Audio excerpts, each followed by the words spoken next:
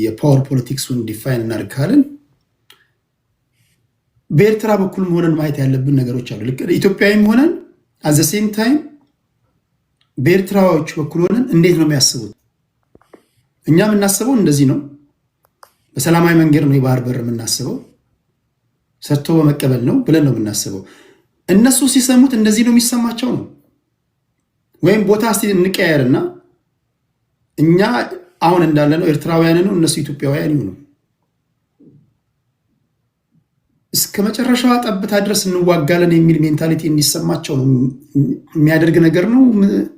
ከፌዴራል መንግስት ሰዎች ሲነገር የምታደምጡት አይ ሰጥተው በመቀበል እንስራ፣ በሰላም ነው በፍቅር ነው እንስራ እያሉ ያሉት የሚል እሳቤ ነው የሚፈጥርባቸው። ሁለተኛ እንደ አንድ ኤርትራዊ ወይም እንደ አንድ የሻዕቢያ ፖለቲከኛ ስታዩ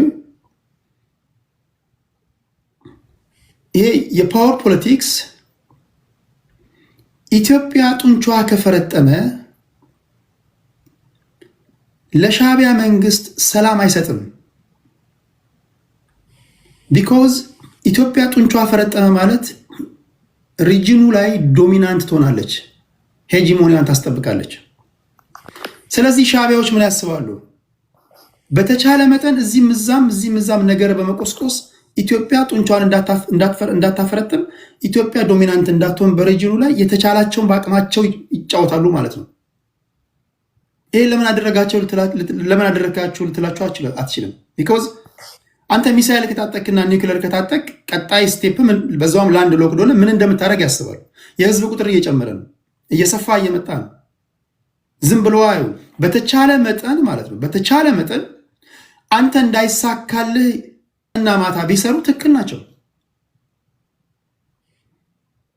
አሁን እነሱ እንደኛ እንዲያስቡ፣ እነሱ እንደኛ በየዋህነት እንዲያስቡ እና አይቮ ነው እንዲያስቡ መፈለጋችን ይመስለኛል የዋህነታችን። ስለዚህ ወደ ሀቂቃው እንምጣና የእነሱ ሪያሊቲ ይሄ ነው። በሻዕቢያ መንግስት በኩል ያለው በምንም ታምር የዶሜስቲክ ቫዮለንስ እንዲቋረጥ አይፈልጉም። ስለዚህ ይሄ ከሆነ የፌዴራል መንግስቱ ይሄ ነገር ገብቶት እንዴት ነው ማድረግ ያለበት? የማንወጣው ጦርነት ውስጥ እንዳንገባ፣ ይሄ እንደ ሱዳን ትርምስ እንዳይፈጠር እንዴት ያለ ትንታኔ ነው መስጠት ያለበት? ሰጥቶ በመቀበል መርም ከሆነ የባህር በር እንፈልጋለን ብለን የምናስበው ንግግሮቻችን ምንድነው መምሰል ያለባቸው? ያበጠው ይፈንዳ፣ ጠላት የሚስማ ወዳጅ የሚስማ፣ ዛሬም ሆነ ነገ በባሌም በቦሌ ብዬ ቀይ ባህርን አመጣለሁ አሰብን አመጣለሁ ስትለው እዚህ ላይ ዋይዝ የሆነ ንግግር ነው። ሳይወዱ በግዳቸው ይሄ ነገር ዴስፕሬት አያደርጋቸውም። መንግስታት ደግሞ ዴስፕሬት ከሆኑ ዊዶን ነው ምን አይነት አክሽን ሊወስዱ እንደሚችሉ አናውቅምና እነዚህ ነገሮች እንዴት ነው የምታስታርቋቸው ነው? የባህር በር ጥያቄ የማይቀር ነገር ነው። የማይቀር ነገር ከሆነ እንዴት ነው የሚፈተው? ጦርነት ውስጥ ምንገባም ከሆነ እንዴት ነው የሚሆነው? እነዚህን ከሰማችሁት ካያችሁት እንድንተነትን ነው። ለዛሬ በዚህ ጉዳይ ላይ ነው እያወራን ያለነው። ነገ ግን ይቀጥላል ይሄ ጉዳይ። አዳዲስ ዜናዎችን በየጊዜው እየመጡ ስለሆነ ማለት ነው። ወደ ፋክት ኒውስ ልምጣና ከዛ ወደ ሶራ ሄዳለሁ። ፋክት ኒውስ 7 ደቂቃ አለው እንደሚሆን። እሺ፣ አመሰግናለሁ። በመሰረቱ ምን መሰለህ ቴዲ፣ አሁን አንድ ያልገባን ነገር አለ። አይሆንም ምን ትተሽ ይሆናልን አምጪው ይላሉ አንዳንድ አባቶች። ሁልጊዜ አይሆንም እያልን ሆኗል። ትግራዮች ህወሓቶች እንደዛ ጦርነት ሲወስሙ የፌደራል መንግስት ዝም ብሎ ሲስቅ ነበር። አይሆንም እያለ ማለት ነው። እኛም አይሆንም እያለ ሆነ፣ ቀጠለ። ፋኖ ተራ ድሩዬ ነው፣ ፋኖ ተራ ሽፍታ ነው ተባለ ሲጀመር ማለት ነው። ሁሌ ያስቀኛል አንዳንዴ። አትናቅ ባይዘው ኮዝ አለኝ ያለን ሰው አትናቅ። የፈለገው ቢሆን የገዛ ልጅህ እኮ ከቤት ሊያባርር ይችላል አንዳንድ ጊዜ ጥያቄውን ካልሰማሁና አይሆንም ያልናቸው ሁሉ እየሆኑ ስለሆነ ጦርነቱን እፈራለሁ። እውነት ለመናገር 90% እፈራለሁ። የመሆን እድሉ ሰፊ ነው። ለምን? ሻዕቢያን ታውቃለህ፣ አቋሟን ታሪኳን እናውቃለን። ሻዕቢያ ያደርጋለሁ ካለች ታደርጋለች። ባይዘው በቃ አፍሪካ ውስጥ ጦርነት ጎሳሚ ዋርሞንገሪዝም ላይ ታውቃታለህ ቴዲ፣ አንተ ብዙ ስለምታውቅ አድርጋለሁ የምትለው ነገር ወደ ኋላ አትልም። አቅም ባይኖራትም ትሞክረዋለች። የሚገርመው እና የዚህ ጦርነት መልክ ምንድን ነው? መርህ አልባ ግንኙነት ያመጣው ጭምር ነው። ካስታወስክ ኢሳያስ እዚህ አዲስ አበባ መጥቶ ነጠላ ተጎዝጉዞለት ሳር ተጎዝጉዞለት አሸበር ገዳይ ሲባል ዛት ወዝ ቤር በባዶ ነበር። የኛውም ሰውዬ እንደዛው በባዶ ዶክተር አለ መርህ የለም መቋጠር የለውም ውል የለውም ነበር። አየህ ተረት ምን ይላል መሰለ የንኩሽኩሾ ግቢ ለፍቻ አይመችም ይባላል። የድብብቆሽ ጋብቻ ማለት ነው። ሽማግሌ ስላልሰማው መርህ ስለሌለው የተጋባህን በሹክሹክታ ነው፣ ስትፋታም በሹክሹክታ ነው። ማን ይሰማላል ጉዳይ? ህዝብ ለህዝብ መሰረት ስላልጣሉ ይኸውልህ ተጣሉ መልሰው ወደ ጦርነት መጣ። ምክንያቱም ወደቡን አይከለክለንም ነበር።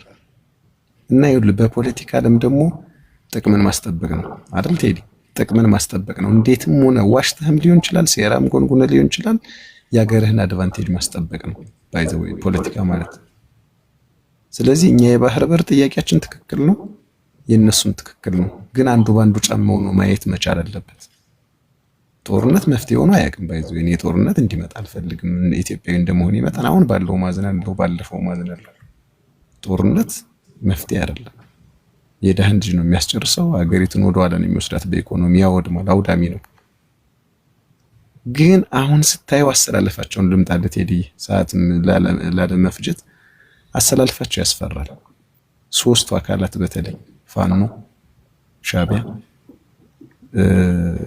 ህወሓቶች ይሄንን አሰላለፍ ነቂ ፖለቲከኛ በቅንድቡ ተግባብቶ ያውቀዋል። ይሄ ጦርነት ከተጀመረ ለምሳሌ ልንገርህ ምን የሚል ያለው መሰለ ሶሻል ሚዲያ ላይ ከፋኖ ትግል አዲስ አበባ አትገባም የተባለ አማራ የባህር በር ጥያቄው ምኑ ነው ለአማራ የሚል አይተታቀለት ይሄ እርግጠኛ ነኝ። ሌላ ብሔር ደግሞ እንዲህ ይላል፣ አዎ የኔ ብሔር ጥቅም ካልተቀበለ የባህር በር ምንድን ነው ይላል። ደግሞ የሆነ ሰሙዌር ደግሞ ስትሄድ አየህ የጋራ አቋም የለንም ማለት ነው እንደ ኢትዮጵያዊነት። ስለዚህ ይሄ ጦርነት ቢጀመር አሰላለፉን አሁን ባልኩ በእኔ እይታ በእኔ ትንታኔ አሰላለፉ በጣም የከፋ ነው። ምክንያቱም የሉዓላዊነት ጦርነት አይሆንም። የሉዓላዊነት ጦርነት አይሆንም። ሉዓላዊነት ማለት ኢትዮጵያ ለማስገባት አይነሳል። ምክንያቱም ኢትዮጵያ ውስጥ የውስጥ ጦርነት አለ። ኢንተርናሊ ችግር ግን ሳትፈታ ውጫዊ የሆነ አካል እንድትመክት አትችልም። በጣሊያን ጊዜ እኮ እኛ ባንወለድም ታሪኩን ስናነበው በ1928 በኢትዮጵያ አቆጣጠር በ1936 በነጮች ሲመጡ እነ በላይ ዘለቀ አርበኞች የመለሷቸው እኮ አንድነት ስለነበር ነው። አድዋ ላይ የተመለሱ ወይም ጥቁር ነጭን ያሸነፈው አንድነት ስለነበር ኢንተርናል የሆነ አንድነት አለን ሶሊድ የሆነ። አሁንስ የለም እኮ ቴዲ። እውነት ለመናገር ሁላችንም እዚህ ጋር ይችን እያሰብን ነው መሄድ ያለብንና ጦርነቱ ትንሽ እኔ ያሰጋኛል፣ በግሌ ያሰጋኛል። ከተጀመረ ደግሞ እንደ ሶሪያ እንደምንሆን ደግሞ አልጠራጠር። እንደውም ልንገር አይደለ 1855ን በተግባር የምናይበት ዘመን ነው ከተጀመረ። ይሄ ምንድነው የሚባለው ዘመነ መሳፍንት። በየሎርዱ የታጠቀ አካል አለ፣ በየሰፈሩ የታጠቀ አካል አለ። ሁሉም የራሱን አስተዳደር ይዘረጋል። ኢትዮጵያ ስሟ ራሱ ይጠፋል አጠቃላይ። ይሄ ነው ያለ ስጋት። ያ እንዳይሆን ምን ማድረግ አለበት? ከፍተኛ የዲፕሎማሲ ስራ መሰራት አለበት። ፖለቲከኞች እያንቀላፉ ነው። እኛ ፖለቲከኞች ዝም ብለው ጫጉላ ሽርሽር ላይ ናቸው። በቃ ሁልጊዜ በቃ አዲስ አበባችን ቤተ መንግስቷን አንቀው ይዘው ሌላ የፖለቲካ ስራ አይሰሩም። ኢኮኖሚውን የማርገብ ስራ አይሰሩም። ህዝቡ የሚነሱ ጥያቄዎችን እያየ ነው። ሲቪል ሰረቫንቱን ተመልከተው። ይሄ ራሱ እኮ አሰላለፍ ይጠይቃል ቴዲ። ሲቪል ሰረቫንቱ ዶክተሮቹን፣ መምህራንን እስኪያቸው ወዴት የሚሰለፉ ይመስላል? ፉኬርስ ነው የሚሉ እንደውም ከአረብ ጦር ይሻላል የሚልም እኮ እያየን ነው በየሶሻል ሚዲያውና ምን ስጠቀልልህ ጦርነቱን አይሆንም ባንል እና ባናዘናጋ የሚል አቋም አለኝ ነው። ምክንያቱም ወደ ጦርነቱ እንግባ ሳይሆን ቀድመን ታክል የምናደርግበት የቤት ስራዎች ካልሰራ ከተጀመረ በኋላ ብንፈራገጥ ትርፉ መላላጥ ነው እንደተባለው ማለት ነው። እና ስጋቴ የኔ ይሄ ነው ያለው ኮንክሉዥን። እና እኔ ዝም የኢንተርናሊ መንፈሱን ሳይው አሁን እያያቸው ነው ሻዕቢያዎች እጅግ በጣም በቃ ፓወርፉል በሆነ ቃላት ነው እየተናገሩ ያሉ አክቲቪስቶቻቸው። በጣም ፓወርፉል እንደዚህ ደግፉታል እንዴ? ፕሬዚዳንት ኢሳያስን ምርጫ አድርጎ ያውቅ በጣም አውቶክራት የሆነ ሰው ነው። እንደዚህ ደግፉታል እንዴ እያልኩ ነው። የእውነት አሜዚንግ ነው የሆነብኝ። በጣም ቲክቶክ ላይ እየወጡ የሚናገሩት እሱን ደግፈው እና ቀላል አይደለም። የጥያቄ መሰረታዊ ነገር ነው። የህዋትንም ነገር እንደዛው መቼም እንደምታውቃት ነው። ህዋት በባህሪዋ ታውቃለህ፣ አካሄዷን ታውቀዋለህ ቴዲ። ሁላችንም ያው ህፃናት አይደለም። ያዋጣኛል ከምትለው ጋር ሁሉ ትሰራለች ህዋት። ጥቅሟን ነው ታስከብር የምትፈልገው። ያዋጣኛል ካለች በቃ ይሉንታል ይልባል። አመሰግናለሁ። ቴንክ ዩ ፋክት ኒውስ ሶራ። እሺ አመሰግናለሁ ቴዲ። አሁን ፋክት ኒውስ ያነሳቸው አንዳንድ ነጥቦች አሉ። እንግዲህ ሰዎች የጋራ አቋም የላቸውም ኢትዮጵያ ውስጥ። አሁን ሲቪል ሰርቫንቱም ሁኬርስ ነው የሚለው ብሏል። ሁኬርስ ለማለትም መጀመሪያ ሀገር ያስፈልጋል። መጀመሪያ እኮ ሀገር የሚባለው ነገር ሲያስፈልግ ነው። አሁን መኖር አለበት ያ ነገር። ያ ስሜት ከሌለና አንድነታችን የጠላት ኃይል ሲመጣ ሁኬርስ ብለን የምንቀመጥ ከሆነ እኮ ሁኬርስ የምንልበትም ሀገር ልናጣ ነው ማለት ነው።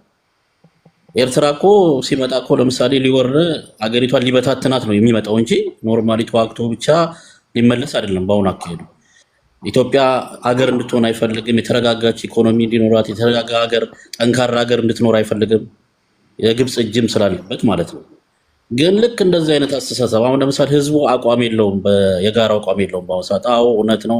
ሀገሪቷ ላይ የተለያየ የሰዎች የተለያየ ስሜትና ሀሳብ አላቸው። ግን በሀገር ጉዳይ ላይ አንድ አይነት ስሜት ነው ሊኖረን የሚገባው። እኛ ኢትዮጵያውያኖች ነን። መቼም እሱ ያነሳቸው አባቶቻችን እኮ በኃይለ ሥላሴም ወይም በአፄ ምኒልክ ሀሳብ ደስተኛ ሆኖ አይደለም፣ ግን ሀገር ስለሆነ ነው ዘምተው ሀገርን ያስከበሩት እንጂ ሀገር ሲወርድ ዝም ብዬ ቆጭ ብዬ ሁኬርስ ብዬ አልቀበጥም። መቼም እኔ እንደሚገባኝ ማለት ነው። ይሄ የኢትዮጵያዊም ባህል አይደለም። አንዳንድ ሚዲያዎችም አሉ እንደዚህ የሚያወሩ በቃ የኤርትራ ፕሬዝዳንት ንግግርን እንከን የለሽ በጣም ትክክለኛ ምናምን ብለው የሚያወሩ ሰዎች፣ ይሄ ትክክለኛ ያልሆነ አካሄድ ነው። አብይ አህመድን ልጠላው እችላለሁ፣ ልጠላው ትችላለህ፣ ልትወደው ትችላለህ። ግን ሀገር ነው። አብይ አህመድ ባይኖርም ኢትዮጵያ ትቀጥላለች። ይህ ኃይል ግን እየመጣ ያለው ኢትዮጵያን ሊያፈርስና ሊበታትናት ነው። ኖርማሊ ተቀምጦ ተዋግቶ ብቻ የሆነ ቦታን ይዞ አይመለስም። ኢትዮጵያ የምትባለውን ሀገር ከምድረ ገጽ ሊያጠፋት የሚመጣ ኃይል ነው። ሶ ይሄ ጉዳይ ከአብይ ወይ ከብልጽግና ጋር የሚገናኝ ነገር ሳይሆን ከኢትዮጵያዊነት ጋር የሚገናኝ ሁሉ ነገር በመፈታት ባለበት ነገር መፈታት አለበት። ቢቻል ጦርነት ባይፈጠር ጥሩ ነው። ግን ያ መንግስት አንድ መንግስት ብቻ ሰላም እፈልጋለሁ ወይም አንድ ኃይል ብቻ ሰላም እፈልጋለሁ ስላለ ሰላም አይመጣም። የዛኛው ሁለቱም አካላት መልካም ፈቃደኝነት ያስፈልጋል። ወደብ እኮ ለምሳሌ ኤርትራ አልከለከለችም ምናምን ብሏል። አዎ እውነት ነው። ግን ኤርትራ መንግስት ግን የሚፈልገው ጥያቄ ኤርትራን የመሰለች ኢትዮጵያ ውስጥ እንዲሰራ ነው የሚፈልገው። እሱ እንደሚፈልገው እንዲሆን ለምሳሌ የትግራዩ ጦርነት እሱ በሚፈልገው መልኩ እንዲጠናቀቅለት ይፈልጋል። ጦርነት እንዲቀጥል ነው የሚፈልገው። እድሜ ልክ ኢትዮጵያ ውስጥ የሆኑ ኃይሎች እንዲደራጁ ይፈልጋል። እሱ በሚፈልገው መልክና በሚፈልገው ቅርጽ የሰራትን ኢትዮጵያ እንድትኖር ነው የሚያስፈልገው። ለኢትዮጵያ ቀና አመለካከት ያለው መንግስት እኮ ቢሆን ለምሳሌ ሶማሌና እንደ ወደብ ስትጠይቅ ከሶማሊያ ጋር ሄዶ እኮ ዲል የፈጸመው እኮ ኢሳያስና አልሲሲ ናቸው አይደል? እስከዚህ ድረስ ይጥራሉ እኮ እነሱ። ግን የኛ ሀገር ያሉ አክቲቪስቶች ምናምን ግን ያንን ነገር የባስ የሚያራግብ ነገር ነው እንጂ የሚያደርጉት የጋራ አንድነት የሚያመጣ በእንደዚህ አይነት ጉዳይ እኮ አንድ አይነት ስሜት ነው ሊኖረን የሚገባው። እነሱ እንደዚህ እየተጠናከሩ የውጭ ኃይሎች እንደዚህ እየተጠናከሩ ኢትዮጵያን ለማጥቃት እየከበቧት እየሄዱ ውስጥ ያለው ኃይልና አክቲቪስቱ ግን የሚከፋፍልና ሌሎች ነገሮች የሚያባብስ ነገሮች ነው የሚያመጣው። ልክ አሁን እንደ ፋክት ነው እንደሚናገረው ማለት ነው። አንድነቱ እንዲመጣ መሰራት አለበት። እውነት ነው። የሀገሪቷ ኢኮኖሚ ችግር አለ። እውነት ነው። ያ ግን ችግር ከሀገር በላይ በቃ ከኢትዮጵያ እኮ በላይ ሊሆን አይችልም። ከዛ በላይ ልናጣ እኮ ናይሮቢ ሄደን እኮ መብራት ላይ ልንለምን እኮ ሀገሪቷ ተፈርቷል። ሱዳን እኮ ትልቅ ማሳያ ነው። ኤርፖርቱን አሁን የሱዳን ኤርፖርት ያ ሁሉ ቦይንግ ምናምን ተቃጥሎ ከተማው ወድሙ ያ ሁሉ ህዝብ ተሰዶ እንደዚህ ነው የምንሆነው። የአንድ ነው የሚፈለገው። ጠላት ሲመጣ ቁጭ ብለን ነው የምናየው። እኔ አብይ አህመድ ልጠራዋለሁና አብይ ቁጭ እላለሁ። ይሄ አስተሳሰብ ትክክል ነው ብዬ አላምንም። እኔ በግል ጦርነትም ማንም ሰው የሚፈልግ ሰው የለም። ግን ጦርነት እኔ ስላልፈለግኩ ብቻ አይቀርም። ያ ኃይልም የሚያደርገው ነገር ነው የሚወስነው። በግልጽ እኮ የተሳደበ እኮ ሰውየው ኢሳያስ አፈወርቂ የዛተ ነው። እንደውም የኢትዮጵያ መንግስት ተመጣጣኝ መልስ አልመለስም ብዬ ነው ማለት ነው። ቆይ እስኪ አንድ ጥያቄ ልጠይቅህ። አሁን ኢሳያስ ከተጠቀማቸው ንግግሮች ኦሮሞማ የሚል ተጠቅመዋል አይደለ? አዎ የኩሽና የሴም ህዝቦች የሚል ቃል ተጠቅመዋል። የሰሜኑና የደቡብ ክፍል ህዝቡ ቅሬታ እያሰማ ነው፣ እዚህም እዛም በብሔር ተቧድኗል የሚል ንግግር ተናግሯል። የአንድ ብሔር የበላይነት አለ በሚል እያጉረመረመ ነው ያለና ኢሳያስ አፈወርቂ ከተናገረው ንግግር የእኛ ሀገር አክቲቪስቶች እና ፖለቲከኞች ከተናገሩት ምን የተለየ ንግግር ተናገሩ? ምንም የተለየ ነገር የኩሽና የሴም ህዝቦች ብሎ እዚህ ፖለቲካ የሚሰሩ የሉ አሉ። ውጣልን ግባልን የሚሉ የሉ። ትክክል ነው። አሁን እኮ እሱ ከዚህ በፊት በእነሱ የሚያስነግረውን ንግግር ቀጥታ ተናገረው ነው ፖይንቱ። ልዩነቱ ያ ነው እኮ። ከዚህ በፊት እሱ አጀንዳ እየሰጣቸው ነበር እነዛ ሰዎች የሚናገሩት። አሁን ግን እሱ ቀጥታ ይፋ ወጣው እንጂ እኮ ኖርማሊ በሱ ስፖንሰር ተደርገው ኢትዮጵያ መንግስት ላይ ምናምን ሚዲያ የሚሰሩ ሰዎች ትርክት የሚሰጥሩ ሰዎች አሉ። እውነት ነው እኮ የሆነ ነገር ነው። 34 ዓመት ሙሉ ሪፖርት ሲያቀርብ ስለ ኢትዮጵያ ነው እንጂ ስለ ኤርትራ ልማት እድገት ሪፖርት አቅርቦ ያቅም ሰውዬ። አሁን እኮ ጥሩ ኤግዛምፕል እኮ ተናግሯል። ፋቱንስ ኤርትራዎች እንደዚህ ይወዱታሉ ኢሳያስን አልኩኝ አለ። ለምን? ኢትዮጵያ የምትባል ጠላት አለች ብለው ስላመኑ ማለት ነው። እኛ ግን ኤርትራዊ መንግስት ሲናገር ግን የኤርትራው መንግስት ትክክል ነው ብለን ነው የምናወራው። አንድ አይደለንም። አየህ፣ በጋራ ጉዳይ እኮ ለምሳሌ አውሮፓ ሀገር እኮ ይጣላሉ እኮ፣ እስራኤል ውስጥ ይጣላሉ እኮ የኢሳያስ ደጋፊውና ተቃዋሚ ተባብለው እኮ። ግን በዚህ ጉዳይ ግን አንድ ናቸው፣ አንድ ናቸው። በቃ መማር እኮ ያለብን እኮ ራሱ ከኤርትራኖች እኮ ራሱ እኮ ይሄ ነው ፖይንቱ። የጋራ አንድነት ላይ አንድ ነው መሆን ያለብን። የኢትዮጵያን ተቃዋሚዎች ሲረዳን የኖረው ኢሳያስ አፈወርቂ 34 ዓመት አሁንም እየረዳ ነው። ያን የሚያደርገውን ነገር ደግሞ በግላጭ እያወራ ነው። ከዛ የተለየ ፎርሙላ አልሰራም። የኤርትራ ህዝቦች ደግሞ እሱን የሚወዱት ኢሳያስ አፈወርቂ በግል ወደውት ሳይሆን ሀገራቸውን ስለሚወዱ። እኛም ኢትዮጵያን መውደድ ያለብን አብይ አህመድ ምናምን አለ። ስለ ኢትዮጵያ ግን መስዋዕትነት መክፈል አለብን እንጂ ኖርማሊ አይ ይሄ ጉዳይ የብልጽግና ጉዳይ ነው ወይ የኦሮሞማ ጉዳይ ነው ምናምን ተብሎ ቁጭ ልንል አንችልም። እኔ በዚህ መልኩ ነው የምረዳው። ጦርነቱም ከመጣ ሰዎች አንድነታችንን አጠናክረን የተሻለ ነገር ማድረግ አለብን ብዬ ነው የማምነው። ቴዲ አመሰግናለሁ። ኦኬ፣ ወደ ትንሳኤ እንሄዳለን። እኔ የኔን እንትን ከማለት በፊት ትንሳኤ ለመስማ ትንሳኤ 7 ደቂቃ ነው ለኔ። ኦኬ ቴዲ ቴንክስ።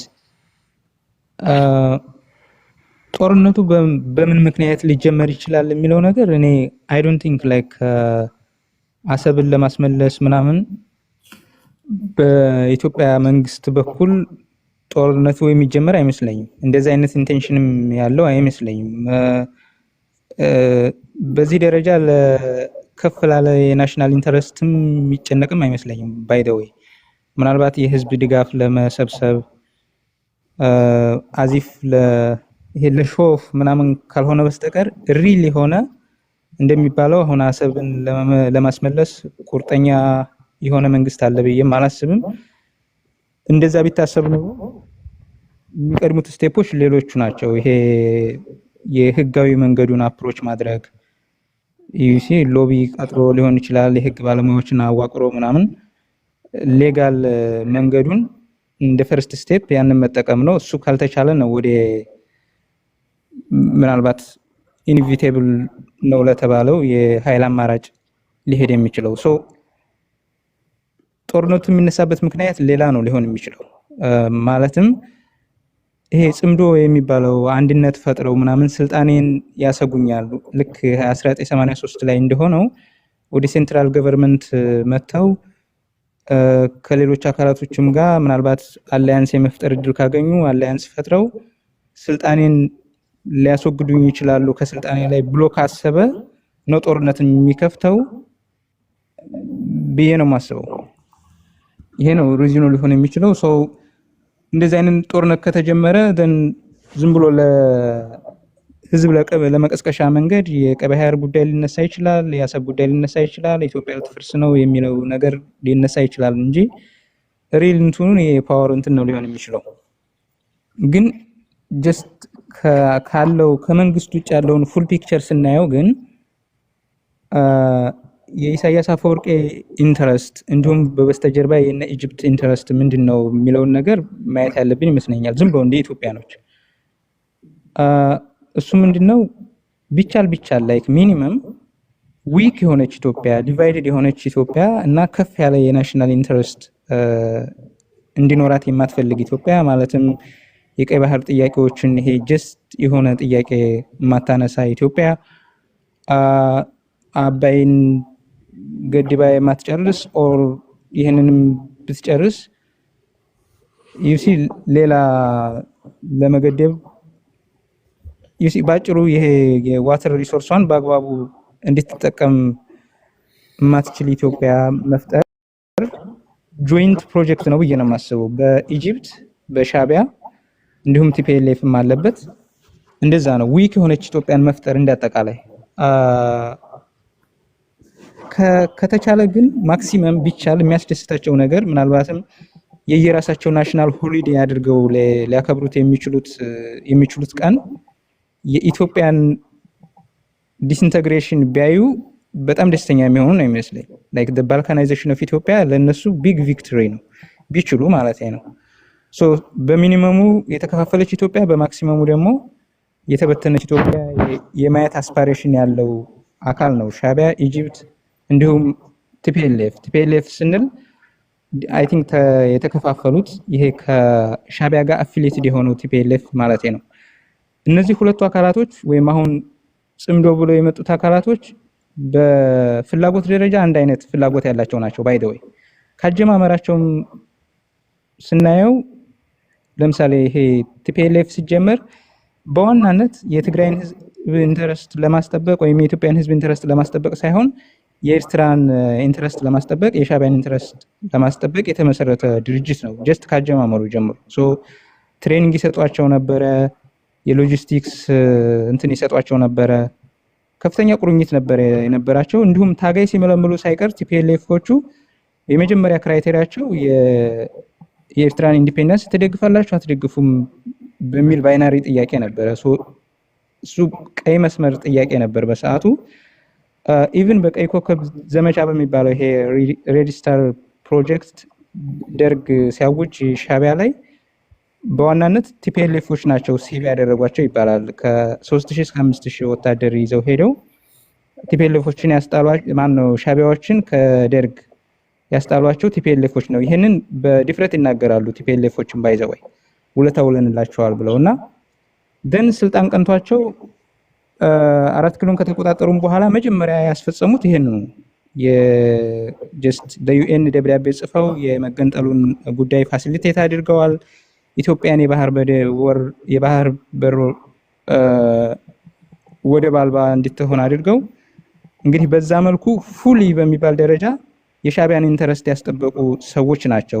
ከዚህ አንደርስታንድ የምናደርገው ካጀማመራቸው ጀምሮ እነዚህ ድርጅቶች አንድ ነበሩ እና አሁን ፍቅር እስከ መቃብር እንደሚባለው የማታ ማታም ኮንቨርጅ አድርገው አንድ ቢሆኑ የሚገርም አይደለም። አጀማመራቸው ማጨራረሳቸው እነዚህ አካላቶች አንድ ነው። ኢንተረስታቸው ተመሳሳይ ነው። እኔ እንደውም እንዲሆን የምፈልገው ለምሳሌ የትግራይ ህዝብ ቢረዳቸው እነዚህኞቹን ቲፒኤልኤፎችን ለሻቢያ የሚሰሩትን ቲፒኤልኤፎች ቢረዳቸው ከጅምሩ ጀምሮ ለትግራይ ህዝብ ሰቃይ የሆኑባቸው ድርጅት ነው ይሄ የአድዋው ቲፒኤልኤፍ ብዬ የማስበው። በትግል ጊዜያቸው በ17 ዓመቱ በዋናነት የተጠቀሙት የትግራይን ገበሬ ነው for the benefit of ሻቢያ for the benefit of ኤርትራ እንጂ ለትግራይ ህዝብ አይደለም። እና አሁን ቅርብ ጊዜ ሆነውን የምናየው ነውና ጸረ ህዝብ አይነት አመለካከት ያላቸውና በትግራይ ህዝብ ሞት የራሳቸውን ኢንተረስት እንዲሁም የሌላ ኤክስተርናል ኢንተረስት ሰርቭ የሚያደርጉ ለትግራይ ህዝብ እንዲሁም ለኢትዮጵያ ህዝብ ምንም ሐሳብ የሌላቸው ድርጅቶች ናቸውና my aspiration is የሆነ ሞዴሬት ግሩፕ ከኢትዮጵያ ህዝብ ጋር በአንድነት ሆኖ የትግራይን ህዝብ ኢንተረስት ሊያጣ የሚችል መካከለኛ የአገር አስፓይሬሽን ያለው የፖለቲካ አደረጃጀት ኢመርጅ ቢያደርግ